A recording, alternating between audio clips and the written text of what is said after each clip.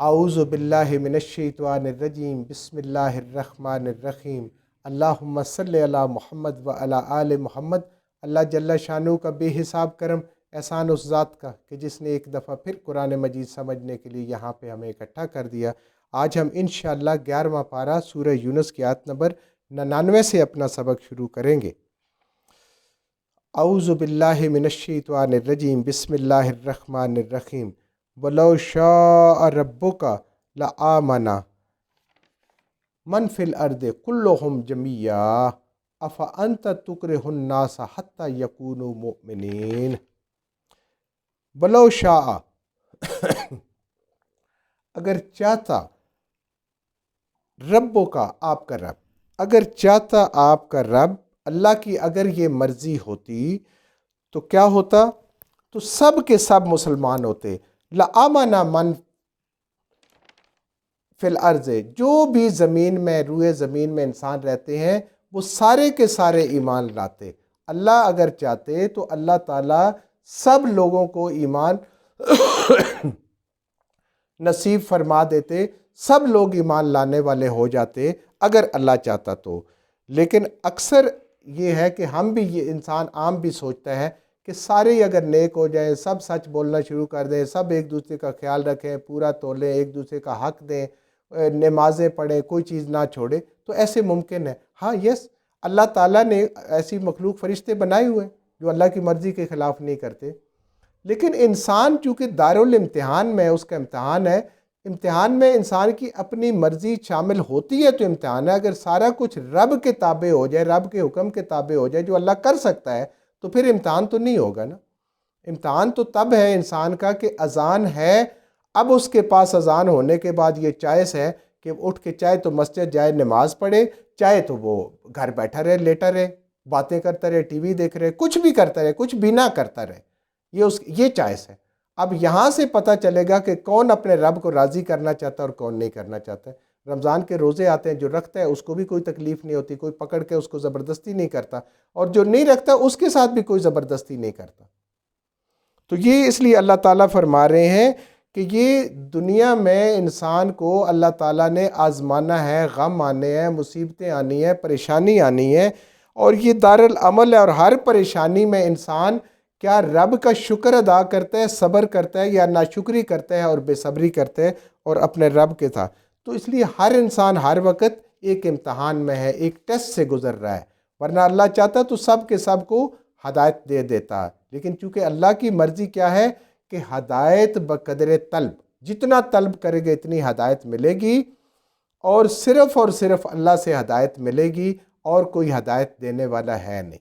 ہدایت اللہ سے مانگنی، بٹ اللہ چاہے تو سب کو، اللہ کی مشیت ہو، زبردستی کسی کی مجال ہے کہ کوئی اللہ کی مرضی کے خلاف چلے، لیکن نہیں، ہم نے جواب ہی قیامت والے دن اس چیز کا دینا ہے جو ہماری مرضی ہے۔ نماز ہماری مرضی ہے، پڑھے نہ پڑھیں، سچ ہماری مرضی ہے، بولے نہ بولیں، غیبت سے ہماری مرضی ہے، بچے نہ بچیں، حرام، دونوں چیزیں ہر وقت انسان کے سامنے موجود ہیں۔ انسان کی زندگی جب گزر رہی ہوتی ہے، اچھا بھی اس کے سامنے آتا ہے، برا بھی اس کے سامنے آتا ہے، حلال بھی سامنے آتا ہے، حرام بھی آتا ہے، جھوٹ بھی آتا ہے، سچ بھی آتا ہے، نافرمانی بھی اللہ کی آتی ہے، اور فرما برداری بھی اللہ کی آتی ہے۔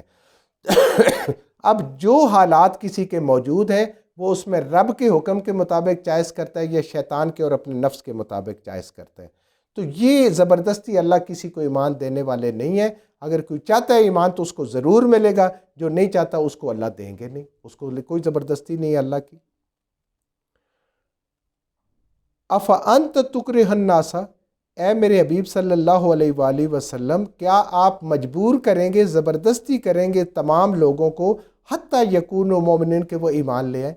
نبی تو حریص بھی ہوتے ہیں اور کریم بھی ہوتے ہیں، وہ یہ چاہتے ہیں کہ سارے لوگ ایمان لے کے آئیں، لیکن اللہ فرما رہے ہیں کہ آپ زبردستی نہیں کر سکتے، کیونکہ میں نے ان پہ چھوڑا ہوا ہے، ان کو قرآن دے دیا، آپ جیسی عظیم ذات دے دی، دین دے دیا، اپنا تعارف دے دیا، قرآن کو پڑھیں، قرآن کو سمجھیں، آپ کی سیرت کو دیکھیں، اور اس کے بعد اپنی مرضی سے ایمان لائیں۔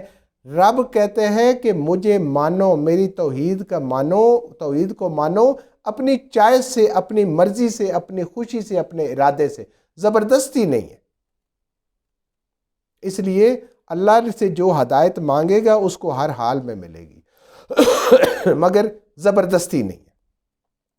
وَمَا كَانَ لِنَفْسٍ، اور نہیں ہے کسی بھی انسان کی مجال، کسی جی کی مجال، لنفس ان تؤمنا، کہ اس کے پاس کوئی اختیار نہیں ہے کہ وہ ایمان لائے، الا باذن اللہ، مگر اللہ کے حکم سے۔ ہدایت صرف اللہ کے پاس ہے، اللہ کی مرضی ہے تو کسی کو ہدایت ملے گی۔ آج ہم مسلمانوں کے گھر میں پیدا ہوئے ہیں تو اس میں ہمارا کوئی کمال نہیں ہے، اگر ہمیں ایمان ملا ہے ہمارا کوئی کمال نہیں ہے، ہم قرآن پڑھ سمجھ رہے ہیں سارے، ہمارا کوئی کمال نہیں ہے، یہ سب ہمارے رب کا کرم ہے، یہ اللہ کا احسان ہے کہ اس نے ہمارے اوپر احسان کیا، ہمیں قرآن کا اہل قرآن بنایا، ہمیں مسلمان گھروں میں پیدا کیا، ہمیں نبی کریم صلی اللہ علیہ وسلم کی اور اپنی ذات کا اللہ نے تعارف نصیب فرمایا۔ یہ بہت دنیا کا مشکل کام ہے کہ جس دین پہ کوئی ہوتا ہے اس کو چھوڑ کے آنا، اس لیے اللہ تعالیٰ نے یہ ذمہ انبیاء کے ذمے، یہ بات ان کے ذمے لگائی کہ وہ اس رتبے کے، اس شان کے مالک ہوتے ہیں اور اس اتنے وہ برگزیدہ ہوتے ہیں کہ ان کی بات میں ایک اثر ہوتا ہے اور وہ کر سکتے ہیں، ورنہ یہ کسی انسان کے بس کی بات نہیں۔ اگر ہوتا تو دنیا میں کوئی بھی کافر نہ ہوتا، سارے مسلمان ہو چکے ہوتے۔ تو اللہ فرماتے ہیں کہ کسی کے مجال نہیں، یہ سب اللہ کی مہربانی ہے، اس کا شکر ادا کرنا چاہیے اس بات پہ، یہ بہت بڑی اللہ تعالیٰ نے ہمیں نعمت عطا فرمائی ہوئی ہے۔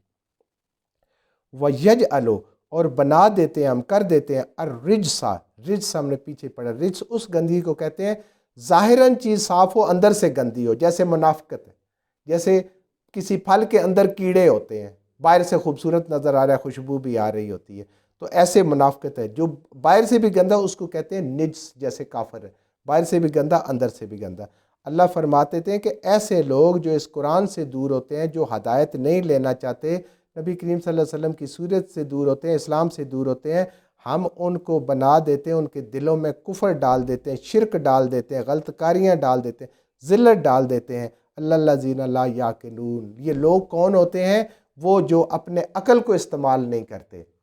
پوری قدرت کی نشانیاں دیکھیں، اللہ کی توحید نظر آئے گی، اگر اس کسی کو نہیں نظر آتی اس کا مطلب کہ وہ اپنے دماغ کا علاج کروائے، اس کی عقل ہی اتنی ہے، اس کو سمجھ نہیں آ رہی کہ اللہ کی توحید کی نشانیاں قدم قدم انسان اپنی ذات سے لے کر اس کے باہر تک دیکھے، پوری کائنات کو دیکھے، عام آدمی ایک دیکھے جو اس کو سمجھ آئے گی، اس کو پتہ چلے گا کہ ایک اللہ ہے جس نے یہ سارے کام کیے اور سارے کر رہے ہیں، اور سارے کر کے بنا کے اس نے خالق مالک، اور اس کے بعد ان ساری چیزوں کی تدبیر بھی فرما رہے ہیں، ان کی ضروریات کو پوری کر رہے ہیں، اور قیامت تک مالک وہی ہے، وہی دوبارہ اٹھائے گا۔ اللہ کہتے ہیں ایسے لوگ وہ ہیں جو عقل سے سوچنے سمجھنے والے نہیں ہیں۔ تو اللہ کا طریقہ نہیں ہے کہ جو اپنے عقل کو استعمال نہ کرے اس کو ہدایت دے دے، نہیں، اس کے لیے عقل کو تھوڑا سا استعمال کرنا ہے، جھنجھوڑنا ہے۔ ہدایت جب انسان مانگتا ہے اللہ سے قرآن پڑھتے ہوئے، اللہ اس کو ہدایت نصیب فرماتے ہیں۔ قل، اے میرے حبیب صلی اللہ علیہ وسلم آپ فرما دیں، انظروا، ذرا غور سے دیکھو، آنکھیں کھول کے دیکھو، توجہ سے دیکھو، اس کائنات کا مشاہدہ کرو۔ جتنی اللہ تعالیٰ نے عقل دی ہے، جتنا علم دیا ہے، جتنا دانش دی ہے، ہر انسان کو الگ الگ ہے، اللہ کہتے ہیں اس کو استعمال کرتے اس کائنات پہ غور کرو۔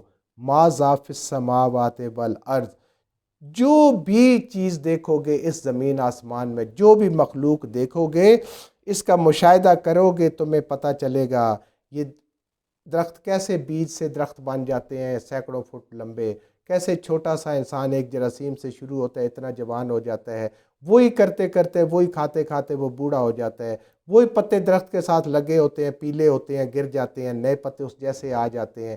یہ ساری چیزیں کون کر رہا ہے؟ پرندوں چرندوں پہ غور کرو، ہر چیز، تمام مخلوقات پہ غور کرو، مچھلیوں پہ غور کرو، سورج چاند ستاروں پہ غور کرو، ان کے راستوں پہ، ان کے ٹائمنگ پہ، ان کی چمک پہ، ان کے انتظام پہ، ان کے طریقے پہ، ہر چیز پہ غور کرو، دیکھو کون انتظام کر رہا ہے، تمہیں نظر آئے گا کہ ایک اللہ کر رہا ہے۔ یہ موسم کون بدلا رہا ہے؟ یہ میرا اللہ بدلا رہا ہے۔ یہ زمین کس نے ہمارے لیے ہموار کی ہے کہ ہم سکون سے رہ رہے ہیں، کھیتی باڑی کر رہے ہیں، جہاز اڑ رہے ہیں، گاڑیاں چل رہی ہیں، سب کچھ ہے۔ زمین دوہری حرکت میں موجود، اپنے محور کے بھی اور سورج کے ارد گرد بھی، یہ سب نے کس نے مسخر کیا؟ پانی جو کوئی چیز اٹھا نہیں سکتا، ہمارے سینکڑوں ٹنوں وزنی جہازوں کو اٹھا رہا ہے، ساری چیزیں اٹھا رہا ہے۔ یہ کیا، کس نے اس میں پیدا کیا؟ ہوا اتنے بڑے بڑے جہازوں کو اڑا رہی ہے، یہ سب کس نے مسخر کیا ہے؟ یہ سب میرے رب نے مسخر کیا ہے۔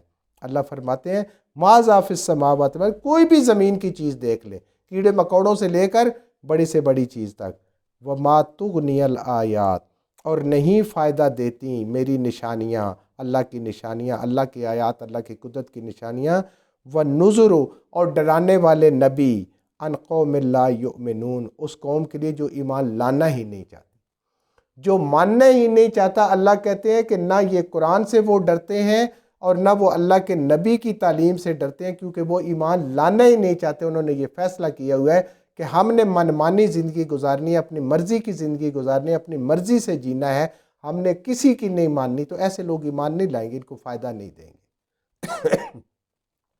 جو کچھ ہم نے صحیح صحیح پڑھا، اللہ ہمارے ذہنوں میں، دلوں میں بٹھا دے۔ جہاں جہاں پڑھتے ہوئے بولتے ہیں ہم سے غلطی ہوگی، اللہ میں معاف فرما دے، اور ان غلط باتوں کو ہمارے ذہنوں سے، دلوں سے اللہ کی ذات نکال دے۔